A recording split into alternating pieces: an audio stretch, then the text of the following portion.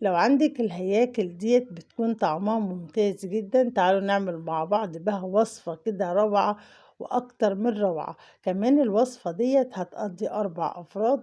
الهيكلين يوم أميرة هيقضوا 4 أفراد، هيقضوا 4 أفراد. الهيكلين دول بتوع فرختين وزنهم 4 كيلو وربع. طبعا نقدر نجيب الفراخ ونطلع منها وصفات متنوعة. يعني مش لازم الطريقة المعتادة اللي احنا نسلق الفرخة كاملة أو نشويها كاملة. نقدر نعمل منها عدة وصفات طبعا. لشهر رمضان الكريم كل سنة وانتم طيبين. هنحتاج ان احنا نعمل كل يوم وصفات متنوعة، وكمان هننوع في الأكل علشان طبعا هنكون صايمين والجو هيكون برد جدا، وعايزين نعمل أكلات كده مغذية وكمان ما تكلفناش كتير.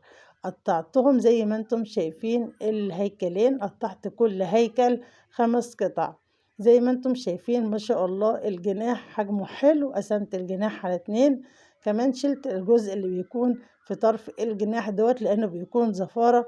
وكمان قطعت الرقبة كده زي ما انتم شايفين، والجزء اللي هو بتاع الظهر دوت عملته قطعة. هلمهم كده وهنبدأ اللي احنا اشطفهم، لان طبعا انا غسلاهم ونقعاهم في محلول النقع اللي احنا متعودين مع بعض عليه، اللي هو عبارة عن ليمون وملح ودقيق. انا ما بحطش خل خالص على الفراخ لان هو بيزود الزفارة. تمام. هبدأ اخدهم كده على الحوض وهغسلهم تاني، وهنبدأ اللي احنا نطبق مع بعض وصفة جميلة جدا اقتصادية وسهلة وبسيطة. هنعمل أكلات ممتازة موفرة وسهلة وكمان مش هتكلفنا كتير بإذن الله لشهر رمضان الكريم كل سنة وانتم طيبين. أول حاجة معايا طبعا غسلت الهياكل.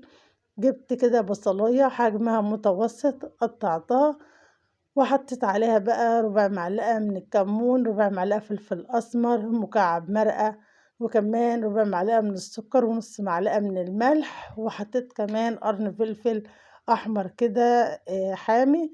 ودعكتهم مع بعض علشان أتبل الفراخ بتاعتي. طبعا لازم ان انا اعصر كده البصل. طبعا انا غاسله البصل وغاسله ايدي بعد ما غسلت الفراخ. هبدأ دلوقتي اصفي الفراخ وانزل بيها على البصل. هنزل بكل كمية الفراخ على البصل كده واشبعهم من التتبيلة الجميلة دي. ما شاء الله ريحتها ممتازة جدا، البصل مع الفلفل الحامي طبعا مع المكعب المرقة دوت بيكون فيه كل التوابل اللي انت ممكن تحتاجيها للوصفات. بيكون ممتاز جدا. طبعا لو انت مش حابة المكعب المرقة دي تقدري تستغني عنه، بس حقيقي بيفرق جدا في طعم الوصفة. وحطيت بقى ربع معلقة من الكمون وربع معلقة فلفل أسمر، وكمان الملح وربع معلقة من السكر أساسي معايا. كمان أنا خرطت شوية بطاطس كده كانوا موجودين عندي. تقدري تستبدلي البطاطس ديت بكوسة، أو لو انت عندك كيس خضار مشكل تقدري تحطيه على الوصفة دي، بيكون طعمه ممتاز جدا. وكمان وجبة خفيفة واقتصادية وسريعة ومش هتكلفك كتير. حتى لو انت ما عندكيش الهياكل دي واشتريتيها من بره، الهيكلين دوت مش هيكلفوك كتير. طبعا بيكون سعرها رخيص عن سعر الفراخ وسعر الصدور. كمان انا من الناس اللي بحب اجيب الفراخ كاملة واخليها في البيت، وببدأ استفاد من كل حاجة موجودة في الفرخة، لان ده بيكون اوفر لي من ان اشتري بانيه لوحده وكمان وراك لوحدها، هياكل لوحدها او اجنحة. كمان تقدري تعملي الوصفة الجميلة دي بالاجنحة من غير ما تجيبي الهياكل لو انت مش حابة ان انت تعمليها بالهياكل. بيكون طعمها ممتاز جدا بالاجنحة. وهبدأ كده أقلب البصل مع الفراخ أشبعها كده بالخلطة الجميلة اللي أنا عملتها لها. طبعا تقدري تحطي كوسة زي ما قلتلك أو كيس خضار مشكل لو انت حابة. طبعا لو انت كمان مش حابة ومش عايزة تعمليها بخضار خالص، تقدري تكتفي بكده تحطي برضك حباية من الطماطم ومعلقة من السمنة وتسويها على كده. بس كده طبعا بتدينا كمية أكبر، وكمان ما شاء الله بيكون طعمها ممتاز جدا. الصينية دي هتكفي ال4 أفراد. طبعا أنا مقطعة الفراخ 10 قطع، احنا 4 أفراد.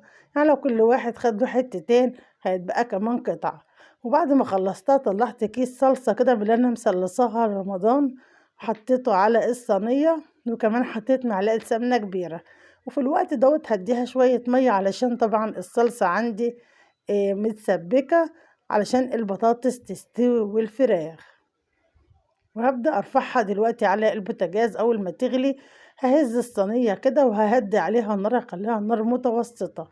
كمان البطاطس الحمرا دي جميلة جدا في عمل صواني البطاطس، ممتازة وطعمها كمان ممتاز، وبتستوي كلها بيكون سواها ما شاء الله واحد. وهنا الصينية كانت غليت معايا، وأول ما غليت ههدي عليها النار وهسيبها كده علشان كله يستوي مع بعضه وكله يتشرب.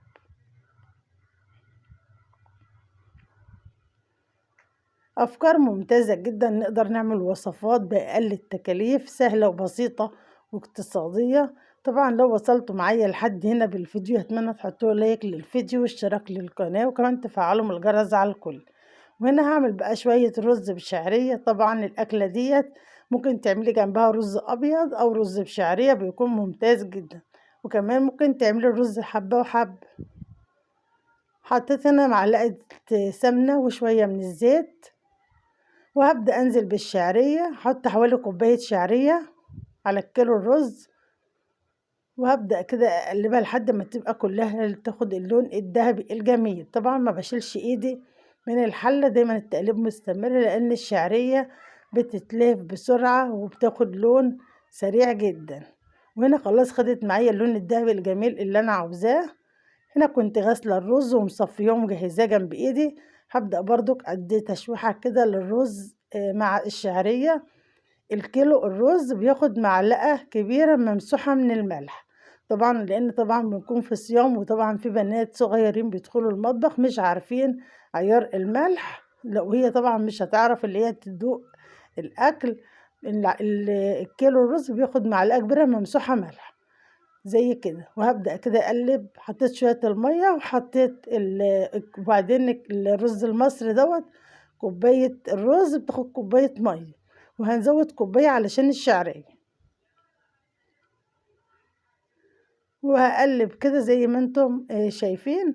وطبعا الفراخ بعد ما استوت حطيتها تحت الشواية، خدت اللون الجميل دوت الصينية ما شاء الله. في الوقت دوت كان كمان الرز بتاعي اتشرب وهديت عليه واستوى. تعالوا نشوفه مع بعض ونشوف الرز بتاعنا قد ايه مفلفل ويستاهل بقى حبايب قلبي كلهم. عملنا وجبة جميلة جدا، طعمها مش قادرة اقول لكم، وريحتها كانت قلب البيت كله بأقل التكاليف، بحاجات موجودة في بيتنا، بحاجات ممكن احنا لو احنا عاملين الفرخة كاملة ممكن ما ناكلش الأجنحة دي ولا الرقبة، وممكن كمان يترموا في التلاجة لحد ما يترموا. لا احنا وظفناهم كده في أكلة جميلة تقدروا تستفيدوا منها، ويبقى يوم جميل كده وموفر إن شاء الله. كمان عملنا الرز التحفة دوت مفلفل كده يتبدر بالحباية زي ما انتم شايفين، ممتاز جدا. ودي أكلة سريعة وبسيطة واقتصادية. أتمنى الفيديو يعجبكم.